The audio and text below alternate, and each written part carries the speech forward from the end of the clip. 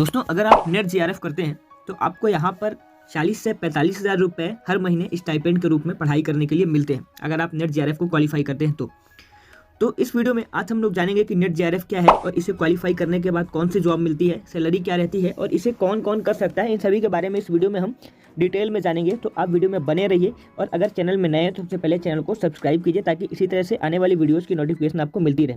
तो सबसे पहले हम बात करेंगे यहाँ पर कि नेट जीआरएफ क्या है। उसके बाद हम बात करेंगे कि जॉब कैसी मिलती है, मतलब किस तरीके से जॉब यहाँ पर मिलती है, सैलरी क्या रहती है और इसको कौन कौन कर सकता है नेट जीआरएफ को।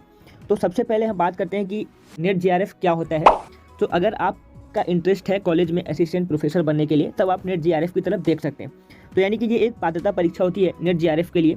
और जीआरएफ का फुल फॉर्म होता है जूनियर रिसर्च फेलोशिप, जो कि इसको NET यानी कि नेशनल एलिजिबिलिटी टेस्ट भी आप इसको बोलते हैं, क्योंकि इसी के थ्रू यहाँ पर जीआरएफ का हम एग्जाम देते हैं। तो अगर यहाँ पर कोई भी स्टूडेंट्स अगर जीआरएफ के थ्रू PhD करता है कि MPhil करता है तो उसको यहाँ पर स्टाइपेंड के रूप में 40 से 45 हज़ार रुपये भी मिलते हैं। अब बात आती है कि जो कैंडिडेट नेट की परीक्षा देते हैं वो असिस्टेंट प्रोफेसर पद के लिए योग्य बन जाते हैं और उनको साथ में जूनियर रिसर्च फेलोशिप यानी कि जीआरएफ का अवार्ड लेटर भी मिलता है। नेट जीआरएफ के जो एग्ज़ाम होते हैं वो साल में 2 बार कराए जाते हैं और इसकी शुरुआत की थी UGC यूनिवर्सिटी ग्रांट्स कमीशन ने की थी। पहले नेट जीआरएफ की परीक्षा CBSE के जरिए कराई जाती थी, लेकिन अब ये परीक्षा UGC की तरफ से नेशनल टेस्टिंग एजेंसी के जरिए करवाई जाती है। और इसको हम दूसरे नामों से भी, जैसे कि UGC नेट या कि NTA UGC नेट के नाम से भी इसको हम जानते हैं। अब नेट जीआरएफ का फुल फॉर्म तो हमने आपको बताया, लेकिन national eligibility test for junior research fellowship. अब क्या होता है कि हमने तो ये जान लिया कि नेट जीआरएफ क्या है, नेट जीआरएफ का अब हम फुल फॉर्म भी जान लिए। अब जानते हैं कि नेट जीआरएफ के लिए योग्यता क्या होनी चाहिए, मतलब कौन कौन से कैंडिडेट एलिजिबल है नेट जीआरएफ करने के लिए। तो एलिजिबिलिटी क्राइटेरिया हम चले जानते हैं कि नेट का एग्जाम देने वाले कैंडिडेट की कम से कम पोस्ट ग्रेजुएशन की पढ़ाई होनी चाहिए। और पोस्ट ग्रेजुएशन में अगर स्टूडेंट जनरल कैटेगरी का है तो कम से कम 55% मार्क्स वहाँ पर होने चाहिए, जबकि अन्य कैटेगरी के स्टूडेंट्स को यहाँ पर 50% मार्क्स हो तब भी चलेगा। और इसके अलावा ऐसे स्टूडेंट्स जिन्होंने अपना पोस्ट ग्रेजुएशन के, अगर वो लास्ट ईयर में है और वो आखिरी साल की परीक्षा दे रहे हैं, उनका रिजल्ट अभी नहीं आया है, वो भी इस एग्ज़ाम को भर सकते हैं, अप्लाई कर सकते हैं। तो भी इसमें कंडीशन है कि अगर आप एग्ज़ाम को क्वालिफाई कर लेते हैं, मान लीजिए कि आपने नेट जीआरएफ को क्वालिफाई कर लिया, तो आपके जो फाइनल रिजल्ट बनेगा, जो पोस्ट ग्रेजुएशन या यहाँ पर रिजल्ट बनेगा, वो 55% मार्क्स से कम नहीं होने चाहिए, नहीं तो आपका फिर जो नेट जीआरएफ का रिजल्ट है वो मान्य नहीं किया जाएगा, यानी कि उसको फिर रद्द कर दिया जाएगा। अगर आप देखिए क्वालिफाई भी कर लेते हैं और पोस्ट ग्रेजुएशन आपके अगर अंक कम आते हैं तो नेट के क्वालिफाई अंकों को वहाँ पर रद्द कर दिया जाएगा।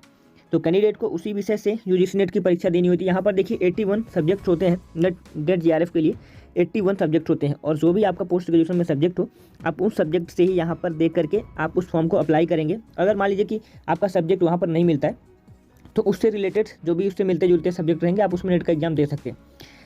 अब ये परीक्षा जो होती है वो परीक्षा साल में 2 बार होती है। और एक चीज़ आपको ज़रूरी ये है कि आप फॉर्म भरते समय, जो कि UGC नेट का एग्ज़ाम फॉर्म यहाँ पर अगर अप्लाई करते हैं तो वहाँ पर 2 चीज़ें आती हैं, एक असिस्टेंट प्रोफेसर के लिए और दूसरा जूनियर रिसर्च फेलोशिप। तो आपको यहाँ पर दोनों के लिए अप्लाई करना है, असिस्टेंट प्रोफेसर के लिए और जीआरएफ यानी कि जूनियर रिसर्च फेलोशिप। अगर आप जीआरएफ क्वालिफाई करते हैं तब आपको वहाँ पर 40 से 45 हज़ार रुपये का स्टाइपेंड भी देखने के लिए मिलता है। तो अभी हमने आपको यहाँ पर बता दिया कि पोस्ट ग्रेजुएशन में 55% मार्क्स होने चाहिए, तभी आप वहाँ पर जा करके एलिजिबल होते हैं अप्लाई करने के लिए। अब इसके अलावा देखिए क्या एज लिमिट क्या होती है इसमें। तो जीआरएफ के लिए एज लिमिट होती है, अगर आप जनरल कैटेगरी के कैंडिडेट हैं तो आपको यहाँ पर 30 साल से ज़्यादा नहीं होनी चाहिए। और अगर आप OBC ST ST अगर आप इन कैटेगरी से अगर बिलोंग करते हैं तो आपको यहाँ पर 5 साल की फिर छूट भी दी जाती है। और इसके अलावा ऐसे कैंडिडेट जिन्होंने रिसर्च का एक्सपीरियंस किया हो तो उन्हें उतने साल की छूट मिलती है जितने वर्ष उन्होंने रिसर्च किया हुआ होगा। और ऐसे कैंडिडेट को अपना रिसर्च का सर्टिफिकेट भी जमा करना होता है, तब उन्हें एज लिमिट में छूट मिलती है। और अगर जो कैंडिडेट के पास LLM की डिग्री है उन्हें अधिकतम 3 वर्ष की छूट मिल सकती है। और ऐसे कैंडिडेट्स जिन्होंने सशस्त्र बलों में काम कर चुके उन्हें 5 वर्षों की छूट मिलती है, यानी कुल मिलाकर के 5 वर्षों से ज़्यादा छूट किसी को नहीं मिलती है। अब एग्जाम पैटर्न क्या होता है तो जीआरएफ की परीक्षा में कुल 2 पेपर होते हैं। हमारा जो पहला पेपर होता है वो पेपर हमारा वहाँ पर 50 क्वेश्चंस रहेंगे और जो प्रत्येक क्वेश्चंस के नंबर रहेंगे वहाँ पर 2 नंबर रहेंगे। और इस तरह से हमारा 100 नंबर का पहला पेपर होगा। और जो दूसरा पेपर होगा वहाँ पर हमारे 100 क्वेश्चन रहेंगे, वहाँ पर सब्जेक्टिव क्वेश्चन रहेंगे, जो भी हमारी पोस्ट ग्रेजुएशन में सब्जेक्ट रहेगी वहाँ पर 100 क्वेश्चन रहेंगे और उन क्वेश्चंस में सभी के 2 नंबर्स वहाँ पर मिलेंगे। तो ऐसे कुल मिलाकर के हमारा ये 300 नंबर का पहला और दूसरा पेपर दोनों मिलाकर के हो जाता है। हमारा 100 नंबर का पहला पेपर और 200 नंबर का हमारे यहाँ पर दूसरा पेपर होता है। और इनको क्वालिफाई करने के, अगर आप पहला पेपर क्वालिफाई करने के लिए आपको मिनिमम कम से कम 40% अंक लाने होते हैं पहला पेपर क्वालिफाई करने के लिए। और इसके अलावा जो एग्ज़ाम पैटर्न होता है, तो दूसरे पेपर में हमारा जो 100 नंबर का पेपर होगा, 100 क्वेश्चन रहेंगे, वहाँ पर 200 नंबर का हमारा पेपर होगा, सभी MCQs रहेंगे और ये क्वेश्चन आपके सब्जेक्टिव रहेंगे। अब चूंकि नेट JRF के सेकंड पेपर में कैंडिडेट्स को अलग अलग सब्जेक्ट चुनने का अधिकार दिया गया है, तो इसलिए उन सभी 81 सब्जेक्ट्स के यहाँ पर सिलेबस आप गूगल से निकाल लीजिए, क्योंकि बहुत सारे सिलेबस आपको मिल जाएंगे जब जो भी आपका सब्जेक्ट होगा वहाँ पर जा करके। तो यहाँ पर मैं आपको बता देता हूँ थोड़ा सा कि जो आपका सेकंड पेपर होगा वहाँ पर आपको सभी के सिलेबस में 10 यूनिट रहती हैं और सभी यूनिट से लगभग यहाँ पर 5 क्वेश्चन यहाँ पर पूछे जाते हैं। ये सभी का रहता है, हर यूनिट से 5 क्वेश्चन पूछे जाएंगे और 10 यूनिट रहेगा आपका दूसरे पेपर में जो भी आपका सिलेबस रहेगा। अब आखिर में बात कर लेते हैं कि नेट JRF करने के फ़ायदे क्या क्या हैं और जॉब आफ्टर नेट JRF के बाद आपको जॉब कहाँ मिलती है। तो नेट JRF करने का सबसे बड़ा फायदा है कि आप असिस्टेंट प्रोफेसर और जूनियर रिसर्च फेलोशिप के लिए एलिजिबल हो जाते हैं। इसके बाद NET JRF क्वालिफाई करने का जो विशेष फायदा है वो कुछ इस तरह से मिलता है, जैसे कि पहला हमें स्कॉलरशिप अमाउंट मिलती है, दूसरा हम असिस्टेंट प्रोफेसर के लिए अप्लाई भी कर सकते हैं, पब्लिक सेक्टर अंडरटेकिंग यानी कि PSU में कंपनी जो हमारी PSU कंपनी है उनमें भी काम कर सकते हैं और लेबोरेटरी वर्क भी कर सकते हैं। चलिए हम थोड़ा सा इनके बारे में आपको डीप बताते हैं। सबसे पहले मैं बात करता हूँ यहाँ पर स्कॉलरशिप अमाउंट की। तो अगर आप देखिए JRF का जो आपको अवार्ड हासिल कर लेते हैं तो UGC की स्कीम के तहत MPhil या कि PhD की पढ़ाई में रिसर्च के लिए आपको पैसे मिलते हैं। तो MPhil या PhD की पढ़ाई करने के लिए स्टूडेंट्स को रिसर्च के लिए यहाँ पर आपको 40 से 45 हज़ार रुपये का स्कॉलरशिप अमाउंट भी दिया जाता है JRF क्वालिफाई करने के बाद। अगर कैंडिडेट अब इसके बाद दूसरी चीज़ है असिस्टेंट प्रोफेसर के लिए आप अप्लाई कर सकते हैं। नेट JRF क्वालिफाई करने के बाद जो भी कैंडिडेट को UGC के द्वारा जो हमारी मान्यता प्राप्त यूनिवर्सिटी होती हैं उनमें असिस्टेंट प्रोफेसर के लिए अभी आप अप्लाई कर सकते हैं। असिस्टेंट प्रोफेसर को ग्रेजुएशन कर रहे बच्चों को पढ़ाने का मौका मिलता है और ऐसे में आपको वहाँ पर सैलरी पैकेज भी यहाँ पर 45 से 50 हज़ार इस हिसाब से आपको वहाँ पर मिलता है। प्रमोशन के बाद सैलरी भी बढ़ती रहती है। इसके अलावा तीसरा जो हमारी पब्लिक सेक्टर अंडरटेकिंग यानी कि PSU जो हमारी कंपनी, वहाँ पर भी आप काम कर सकते हैं। PSU कंपनी हर साल नेट JRF क्वालिफाई कैंडिडेट को जॉब देती है। इस कंपनी में नेट JRF क्वालिफाई कैंडिडेट के लिए finance, research and development, human resource आदि क्षेत्रों में वहाँ पर कई जॉब्स अवेलेबल होती हैं। तो आपका यहाँ पर तीसरा ये है। और चौथा यहाँ की आप लेबोरेटरी वर्क यानी कि जैसे कि नेट JRF क्लियर करने के बाद आप रिसर्च स्कॉलर भी बन सकते हैं और भारत की टॉप रिसर्च लेबोरेटरी में आप काम कर सकते हैं। टॉप रिसर्च लेबोरेटरी में सीनियर की निगरानी में काम करने में आप बहुत कुछ सीख सकते हैं और अपनी स्किल्स को भी डेवलप कर सकते हैं। ऐसे लेबोरेटरीज में काम करने के लिए आप यहाँ पर भी आपको लगभग 35 से 40 और 50 हज़ार रुपये तक की यहाँ पर भी सैलरी मिलती है। धीरे धीरे वर्क एक्सपीरियंस के साथ सैलरी भी आपको बढ़ती है, आपको प्रमोशन मिलता है अगर आप कहीं भी काम करते हैं तो नेट JRF क्वालिफाई आप रहेंगे तो। और इसके अलावा क्या बेनिफिट रहता है वो भी आप थोड़ा समझ लीजिए कि आप खुद की एक रिसर्च लैब भी शुरू कर सकते हैं। JRF अवार्ड के कारण किसी भी जॉब में आपको अन्य लोगों की तुलना में अधिक महत्व दिया जाएगा और आप अपने सब्जेक्ट्स में एक्सपर्ट बन जाते हैं। आप एज एन ऑथर कोई बुक लिख सकते हैं जिसमें कि अपने रिसर्च से जुड़े एक्सपीरियंस को भी आप बता सकते हैं। अब नेट JRF एग्जाम को लेकर यहाँ पर कुछ क्वेश्चंस होते हैं, अब उन क्वेश्चंस के बारे में बात कर लेता हूँ थोड़ा सा। तो नेट JRF की जो परीक्षा है वो साल में 2 बार कंडक्ट करवाई जाती है। एक एग्ज़ाम होता है आपका अक्टूबर नवंबर में, आपका एक बार फॉर्म भरा जाएगा और ये एग्ज़ाम वही दिसंबर वगैरह में आपका एग्ज़ाम होता है। और जो अभी 2023 के लिए हमारा जो एग्ज़ाम होगा वो मई जून में एग्ज़ाम होगा।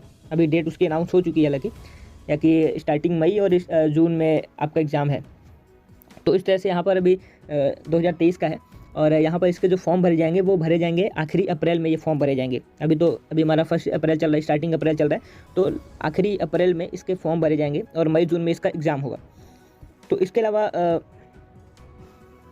एक क्वेश्चन और रहता है कि नेट JRF एग्जाम में क्या निगेटिव मार्किंग भी रहेगी। तो नेट JRF एग्जाम में कोई भी अभी तक निगेटिव मार्किंग नहीं है, लेकिन हो सकते हैं आगे आने वाले भविष्य में नेट JRF के लिए निगेटिव मार्किंग भी हो जाए, लेकिन अभी वर्तमान समय में तो कोई यहाँ पर निगेटिव मार्किंग नहीं है। और एक क्वेश्चन रहता है कि नेट JRF की वैलिडिटी कितनी होती है। तो अगर आपने UGC नेट की परीक्षा JRF अवार्ड दे दिया है और उसकी वैलिडिटी आपको 3 साल तक यहाँ पर मान्य रहती है। 3 साल के अंदर अंदर आपको वहाँ पर एडमिशन लेना होता है, ताकि आप MPhil PhD आप जो भी करना चाहते हैं आप वहाँ पर एडमिशन ले सकते हैं। फिर उसके बाद 3 साल के बाद वैलिडिटी खत्म हो जाती है।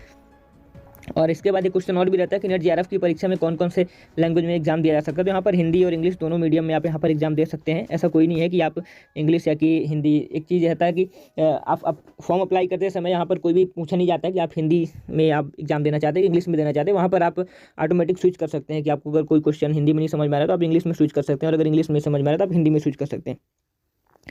और इसके अलावा एक क्वेश्चन रहता है कि नेट JRF का एग्जाम जो होता है साल में कितने बार होता है। तो नेट JRF का एग्जाम साल में होता है 2 बार होता है। तो वही हमने आपको बताया कि जून में एक बार होता है और एक बार दिसंबर में होता है। ये नेट और JRF में डिफरेंस क्या है, अभी इसकी बात कर लेते हैं। तो नेट और JRF को क्वालिफाई करने के लिए UGC के द्वारा एक एग्ज़ाम करवाया जाता है जिसका नाम है नेट। इस परीक्षा में जो भी कैंडिडेट अधिक नंबर लाते हैं वो JRF क्वालिफाई हो जाते हैं, और जो उम्मीदवार थोड़े कम नंबर लाते हैं वो नेट क्वालिफाइड होते हैं। तो UGC नेट की परीक्षा में केवल टॉप 5 से लेकर 7% कैंडिडेट को ही JRF क्वालिफाइड के लिए चुना जाता है। ध्यान दीजिएगा, यहाँ पे यूजीसी जो नेट की परीक्षा होती है तो उसमें जो ज़्यादा नंबर लाएंगे उनको JRF क्वालिफाई कर दिया जाएगा, और जो कम रहेंगे तो उनको नेट क्वालिफाई किया जाएगा। और एक चीज़ यहाँ पे जरूरी है कि यूजीसी नेट की परीक्षा में केवल टॉप 5 से लेकर यहाँ पर 7% कैंडिडेट को ही JRF क्वालिफाइड के लिए चुना जाएगा, यानी कि इतना ईजी नहीं है। तो अगर आप JRF क्वालिफाई कर लेते हैं तो आपका नेट क्वालिफाई भी माना जाएगा, लेकिन अगर आप नेट क्वालिफाई करते हैं आपका JRF क्वालिफाई नहीं माना जाएगा और आपको रिसर्च के दौरान स्कॉलरशिप अमाउंट नहीं दिया जाएगा। JRF क्वालिफाई करने के लिए कुछ आपको फ़ायदा केवल ये है कि आपको वहाँ पर स्कॉलरशिप अमाउंट भी मिलता है। बाकी चीज़ें नेट और JRF क्वालिफाई कैंडिडेट के लिए सेम ही होती है, बस आपको यहाँ पर पैसा मिलता है, थोड़ा स्कॉलरशिप मिलती है, स्टाइपेंड मिलता है। तो मैं उम्मीद करता हूँ कि इस वीडियो में आपको कंप्लीट इन्फॉर्मेशन नेट JRF से लेकर के मिली होगी। तो अगर आपको वीडियो अच्छा लगा हो तो इस वीडियो को लाइक कीजिए, चैनल को सब्सक्राइब कीजिए। धन्यवाद। थैंक्स।